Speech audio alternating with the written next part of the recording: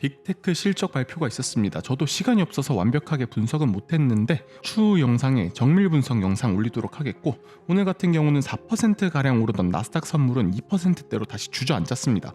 파월의 디스인플레이션과 연착륙 발언에 힘입어서 FOMC 이후 연일 급등을 하고 있던 나스닥, 이번에는 진짜 힘들어 보입니다. 가장 큰 빅테크 3인방 실적이 무너졌거든요. 먼저 애플 실적부터 보겠습니다. 매출치는 117.2 빌리언 달러로 예측치보다 한참 모자랐고, 시장순이익 역시 1.88 달러로 예측치인 1.94 달러보다 거의 2% 이상 모자라는 모습을 보여줍니다. 덕분에 지금 애프터장에서 거의 4% 정도 흘러내리고 있는데요. 이번 애플 실적 조금 더 자세하게 분석해보자면 아이폰 판매가 예측치보다 꽤 많이 부진한 걸로 드러났습니다.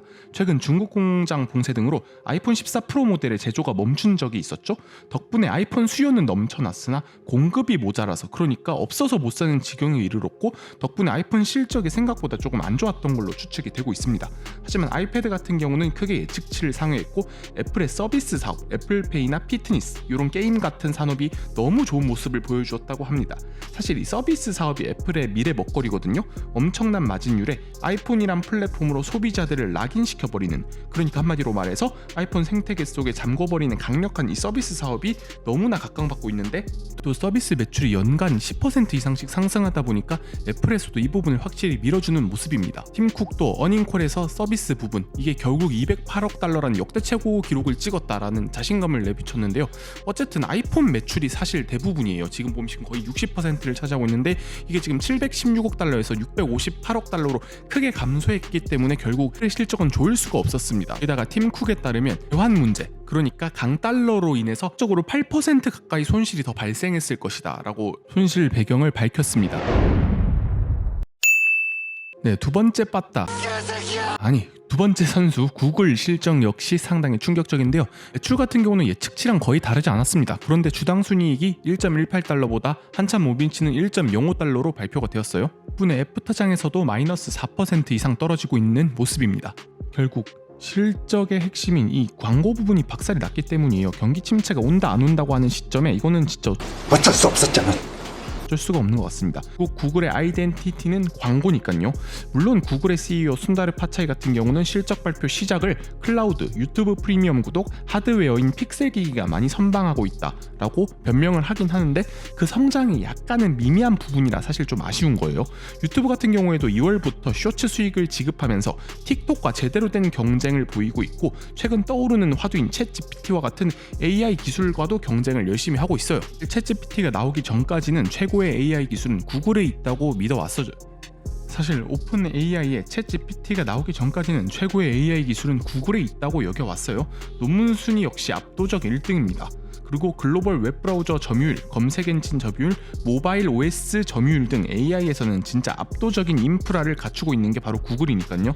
그리고 AI의 성능은 결국에는 거대한 데이터가 좌우합니다.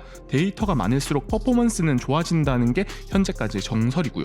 그리고 또 구글을 비롯한 미국 빅테크들은 AI 기업들을 엄청나게 인수하고 있죠. 이 구글은 자금력에서도 압살하고 있을 거예요. 이 생성 AI를 잇게 한 원형 논문, 트랜스포머라고 하는데, 이 트랜스포머 논문 역시 맨 처음 구글에서 발간되었거든요. 구글 역시 챗 GPT에 못지않은 AI 모델을 만들어낼 수 있을 거라고 저는 생각합니다. 완성된다면 지금의 구글보다는 훨씬 더 좋은 평가를 받을 수가 있겠죠. 그 다음 세 번째 빠따, 아마존입니다. 전 좀 맞아야 해요. 매출은 예측치인 145.6 빌리언을 훨씬 더 상회했어요. 블랙 프라이데이 때 생각보다 좋았다고 합니다. 그리고 주당 순이익 같은 경우는 예측치인 0.17달러에 한참 못 미는 0.03달러밖에 안 나왔는데, 이유는 다양하게 있었어요. 리비안 같은 경우에서 무려 23억 달러의 평가 손실이 있었고, 그다음 아마존 웹 서비스가 애널리스트들의 분석보다도 너무 부진했습니다. 그때는 연간 50% 이상 커오던 사업인데 지금 분기별 20% 성장밖에 못하고 있거든요. 이제는 아마존의 전자생거래만큼 핵심 사업이 된 아마존의 클라우드, 아마존 웹 서비스, 이번 영업이익이 무려 예측치보다 거의 7%나 모자랐습니다. 아마존의 희망, 아마존 웹서비스가 부진한 이유는 당연히 경기 침체와 환율 역풍인데요. 사실 지금까지 성장성이 말이 안 됐고 곧 경기가 돌아오면 기업들이 가장 먼저 찾을 서비스가 아마존 웹서비스입니다. 구글도 그렇고 아마존도 그렇고 연간 50%씩 오르던 클라우드 산업이 약세를 보이고 있어요. 덕분에 주가도 진짜 많이 빠졌고요. 하지만 이거는 좀 경기를 많이 타기 때문에 어쩔 수 없다고 봅니다. 만약에 빠르게 경기가 회복된다면 지금의 주가 하락은 노이즈고 추가 매수의 기회가 아닐까 그렇게 생각이 또 드네요. 최근에 파월 비둘기 발언, 디스인플레이션 발언 이후 나스닥이 거의 6% 넘게 올랐어요. 실적 악화라면 좋은 핑계를 대고 차익 실현이 대규모로 이루어질 것 같은 느낌이 듭니다. 아마 오늘도 장입 좀 많이 빠질 것 같긴 한데 만약 인플레가 잡히고 경기가 좋아진다면 지금의 빅테크 조정은 진짜 좋은 기회가 아닐까라고 생각을 해봅니다. 지금까지 월스트리트 테크담이었습니다.